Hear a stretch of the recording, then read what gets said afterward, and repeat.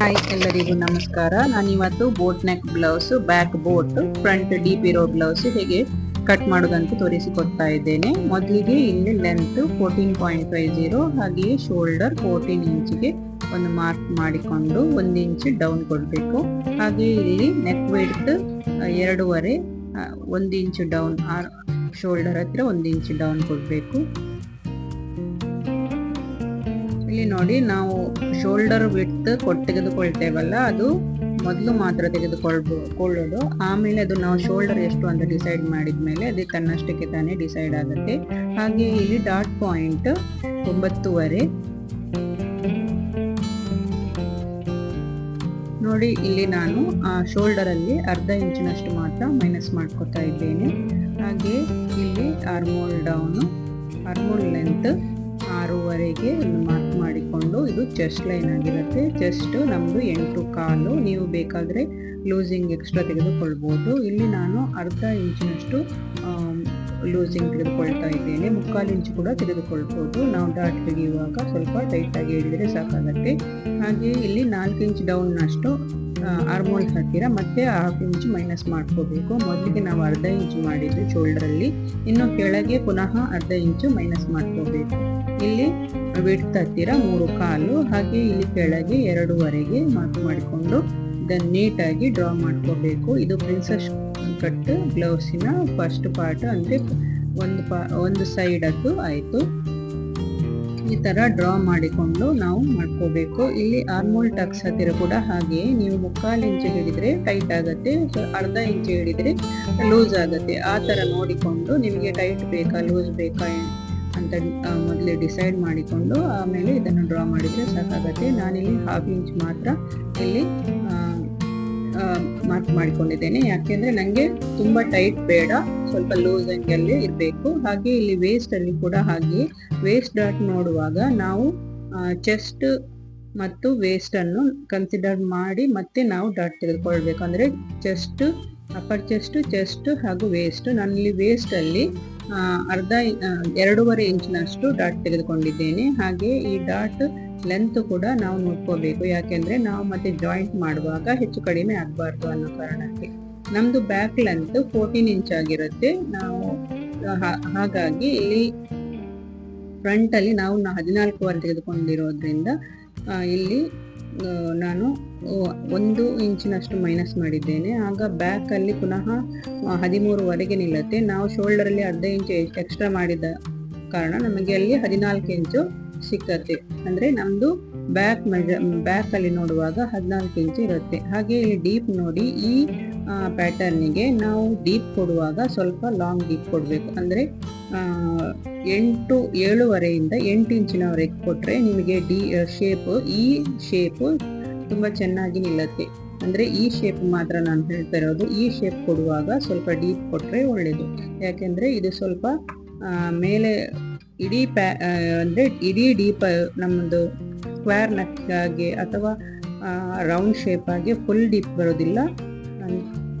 ಈ ಶೇಪಲ್ಲಿ ಸ್ವಲ್ಪ ನಾವು ಜಾಸ್ತಿ ಕೊಟ್ರೆ ಅದೇ ಶೇಪಲ್ಲಿ ನಮ್ಮ ಬಾಡಿಯಲ್ಲಿ ನಿಲ್ಲುತ್ತೆ. ಅಂದ್ರೆ ಬ್ಯಾಕ್ ಆಗಿರುವಾಗ 8.5 ಫ್ರಂಟ್ ಕೊಟ್ರೆ ನೀಟಾಗಿ ನಿಲ್ಲುತ್ತೆ. ಅದಕ್ಕೆ ಬೇಕಾಗಿ ಬ್ಯಾಕ್ ಅಂದ್ರೆ ಬ್ಯಾಕ್ ಕ್ಲೋಸ್ ಆಗಿರುವಾಗ ಫ್ರಂಟ್ ಅಲ್ಲಿ ನಾವು 8.5, 7ರಿಂದ 8.5 ಕೊಟ್ರೆ ನಮ್ಮ ಬಾಡಿಯಲ್ಲಿ ಅದೇ ಶೇಪಲ್ಲಿ ಕಾಣುತ್ತೆ. ಅಂದ್ರೆ ಸ್ವಲ್ಪನೂ ಆಚೆ ಈಚೆ ಆಗೋದಿಲ್ಲ ಅನ್ನೋ ಕಾರಣಕ್ಕೆ ಈ ತರ ಕೊಡಬೇಕು.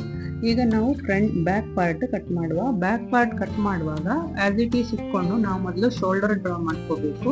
ಆಮೇಲೆ ಶೋಲ್ಡರ್ ಹತ್ತಿರ ನಾವು 1/2 ಇಂಚ್ ಎಕ್ಸ್ಟ್ರಾ ತೆಗೆದುಕೊಂಡು ಸ್ವಲ್ಪ ಜರುಗಿಸ್ಬೇಕು, ಅಂದ್ರೆ ಕೆಳಗೆ ಮಾಡಬೇಕು. ನೋಡಿ, ಈ ತರ ಮೊದಲು ನಾನು ಮಾರ್ಕ್ ಮಾಡಿಕೊಂಡೆ. ಆಮೇಲೆ ನಮ್ದು ಇಲ್ಲಿ ಬ್ಯಾಕ್ ಅಲ್ಲಿ ಒರಿಜಿನಲ್ ಶೋಲ್ಡರೇ ಇರಬೇಕು. ಅಂದ್ರೆ 7 ಇಂಚಿನಷ್ಟು. ನಮ್ದು 14 ಫುಲ್ ಶೋಲ್ಡರ್, ಅರ್ಧ ಆಗುವಾಗ ಅದು 7 ಇಂಚ್ಗೆ ಬರುತ್ತೆ. ಇಲ್ಲಿ ಯಾವುದೇ ಶೋಲ್ಡರ್ ಮೈನಸ್ ಮಾಡಬಾರ್ದು. ನೋಡಿ, ಈ ತರ ಇದು ಚೆಸ್ಟ್ ಲೈನ್. ಹಾಗೆ ಇದು ನಮ್ದು ಲೆಂತ್ ಲೈನ್, ಅಂದ್ರೆ ಲಾಸ್ಟ್ ಲೆಂತ್ ನಮ್ಗೆ ಎಷ್ಟು ಸಿಗತ್ತೆ. ನಮ್ದು ಚೆಸ್ಟ್ ಎಷ್ಟಿದೆಯೋ ಅಷ್ಟೇ ಇಲ್ಲಿ ಕೂಡ ನಾವು ಮಾರ್ಕ್ ಮಾಡ್ಕೋಬೇಕು. ಇಲ್ಲಿ ನೋಡಿ, ಚೆಸ್ಟ್ ಹತ್ತಿರ ನಮ್ದು ಶೋಲ್ಡರ್ ಹತ್ತಿರ 7 ಇಂಚಿಗೆ ಮಾರ್ಕ್ ಮಾಡಿಕೊಂಡು ಇಲ್ಲಿ 1/4 ಇಂಚಿನಷ್ಟು ಸ್ವಲ್ಪ ಒಳಗೆ ತೆಗೆದುಕೊಳ್ಬೇಕು. ಅಂದರೆ ಆರ್ಮೋಲ್ ಹತ್ತಿರ, ನಮ್ಮ ಬ್ಯಾಕ್ ಕ್ರಾಸ್ ಹತ್ತಿರ ಅಂತ ಇದನ್ನು ಬ್ಯಾಕ್ ಕ್ರಾಸ್ ಕೂಡ ಹೇಳ್ತೇವೆ. ಅಲ್ಲಿ ಸ್ವಲ್ಪ ತೆಗೆದುಕೊಂಡು ಆಗ್ಬೋದು, ತೆಗೆದುಕೊಳ್ಳದಿದ್ರೂ ಆಗ್ಬೋದು. ತೆಗೆದುಕೊಂಡ್ರೆ ಫುಲ್ ಫಿಟ್ಟೆಡ್ ಆಗಿ ನಿಲ್ಲುತ್ತೆ, ತೆಗೆದುಕೊಳ್ಳದಿದ್ರೆ ಸ್ವಲ್ಪ ನಿಮಗೆ ಲೂಸಿಂಗ್ ಅಲ್ಲಿ ಸಿಗುತ್ತೆ. ಇಲ್ಲಿ ನಾನು ಕೆಳಗೆ 1/2 ಇಂಚ್, ಯಾಕೆ 1/2 ಇಂಚಿನಷ್ಟು ಎಕ್ಸ್ಟ್ರಾ ತೆಗೆದುಕೊಂಡದ್ದು, ನಾವು ಟಕ್ಸ್ ಹಿಡಿದ್ಮೇಲೆ ಅದನ್ನು ನೇರ ಮಾಡಿಕೊಳ್ಬೇಕು ಅಂತ ಅನ್ನೋ ಕಾರಣಕ್ಕೆ. ಇಲ್ದಿದ್ರೆ ಅದು ಸ್ಟ್ರೈಟ್ ಆಗಿ ಕಾಣೋದಿಲ್ಲ. ಇಲ್ಲಿ ನೋಡಿ, ನಾನು ಬ್ಯಾಕ್ ಹತ್ತಿರ ನಿಮ್ಗೆ ಎಷ್ಟು ಬೇಕೋ ಅಷ್ಟು, ನಿಮಗೆ ಕ್ಲೋಸ್ ಆಗಿ ಬರಬೇಕಾದ್ರೆ ಸ್ವಲ್ಪ ಮೇಲೆ ತೆಗೆದುಕೊಳ್ಬೋದು. ಅಥವಾ ನೋಡಿ, ಶೋಲ್ಡರ್ ಈ ತರ ನಾವು ಮಾರ್ಕ್ ಮಾಡ್ಕೋಬೇಕು. ಅದೇ ರೀತಿ ನಮಗೆ ಕ್ಲೋಸ್ ಆಗಿ ಬರಬೇಕಾದ್ರೆ 3 ಇಂಚಿನಷ್ಟು ಕೊಟ್ಟರೆ ಸಾಕಾಗತ್ತೆ. ಇಲ್ದಿದ್ರೆ ಸ್ವಲ್ಪ ನಿಮಗೆ ಡೀಪ್ ಬೇಕು ಅಂದ್ರೆ ಬೆನ್ನಿನ ಕೆಳಗೆ ಸ್ವಲ್ಪ ಬರಬೇಕು ಅನ್ನೋ ಕಾರಣಕ್ಕೆ ಬೇಕಾದ್ರೆ ಈ ತರ ಸ್ವಲ್ಪ ಕೆಳಗೆ ಕೊಡ್ಬೋದು. ನಾನಿಲ್ಲಿ ನೋಡಿ, ಬ್ಯಾಕ್ ಬೆಲ್ಟ್ ಕೂಡ ಹಾಗೆ ನೀವು ಎಷ್ಟು ಡಿಸೈಡ್ ಮಾಡ್ತೀರೋ ಅಷ್ಟು ತೆಗೆದುಕೊಳ್ಬೋದು. ನಾನು ಬ್ಯಾಕ್ ಬೆಲ್ಟ್ ಅಂದ್ರೆ ಕೆಳಗಿನ ಪಟ್ಟಿ 4 ಇಂಚಿನವರೆಗೆ ಇರುತ್ತೆ ಈ ತರ. ಆಮೇಲೆ ಇಲ್ಲಿ ಶೇಪ್ ಕೂಡ ಕೊಡ್ಬೋದು. ನಾನಿಲ್ಲಿ ಸಣ್ಣದಾಗಿ ಲೀಫ್ ಶೇಪ್ ಕೊಡ್ತಾ ಇದ್ದೀನಿ ನೋಡಿ ಈ ತರ. ನೀವು ಇದಕ್ಕೆ ಪೋಟ್ಲಿ ಬಟನ್ ಅಥವಾ ಬ್ಯಾಕ್ ಹುಕ್ ಕೂಡ ಕೊಡ್ಬೋದು, ತುಂಬಾ ಚೆನ್ನಾಗಿ ಕಾಣುತ್ತೆ. ನಾನು ಇದಕ್ಕೆ ಫ್ರಂಟ್ ಹುಕ್, ನಂದು ಈ ಬ್ಲೌಸ್ ಬ್ಯಾಕ್ ಹುಕ್ ಕೊಟ್ಟಿಲ್ಲ, ಆದ್ರೆ ಮೇಲೆ ಮಾತ್ರ ಹುಕ್ ಕೊಟ್ರೆ ಚೆನ್ನಾಗಿರತ್ತೆ. ಅಂದ್ರೆ ಶೋ ಬಟನ್ ಏನಾದ್ರು ಕೊಟ್ರೆ ಚೆನ್ನಾಗಿರತ್ತೆ. ನೋಡಿ ಈ ತರ ನಾವು ಕಟ್ ಮಾಡ್ಕೋಬೇಕು.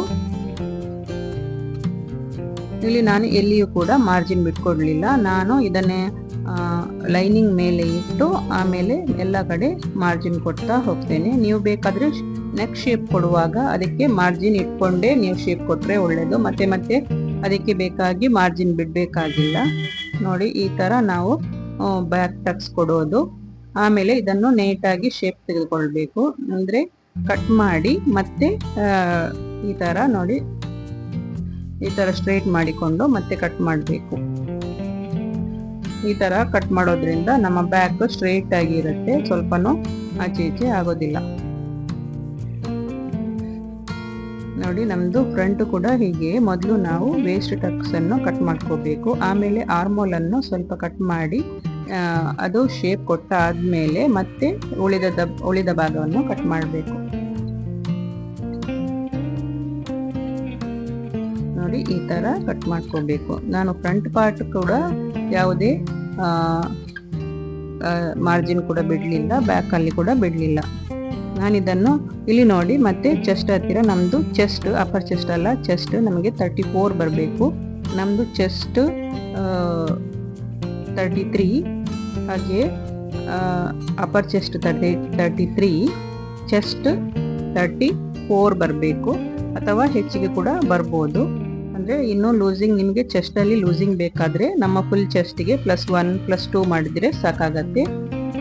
ನೋಡಿ, ನಮ್ದೀಗ ರೆಡಿ ಆಗಿದೆ. ನನ್ನ ಬ್ಲೌಸ್ ಸ್ಟಿಚ್ ಕೂಡ ಈ ತರ ಬಂದಿದೆ ನೋಡಿ. ಅದಕ್ಕೆ ಮೇಲೆ ಮಾತ್ರ ಹುಕ್ಸ್ ಕೊಟ್ಟಿದ್ದೇನೆ. ಇದು ಸ್ವಲ್ಪ ಕ್ಲೋಸ್ ಆಗಿ ಬರಲ್ಲ, ಸ್ವಲ್ಪ ಕೆಳಗೆ ಬರುತ್ತೆ. ಹಾಗೆ ಬ್ಯಾಕ್ ಫ್ರಂಟ್ ಅಲ್ಲಿ ನೋಡಿ ಈ ತರನೇ ಶೇಪ್ ನಿಮಗೆ ವೇರ್ ಮಾಡಿದಾಗ ಕೂಡ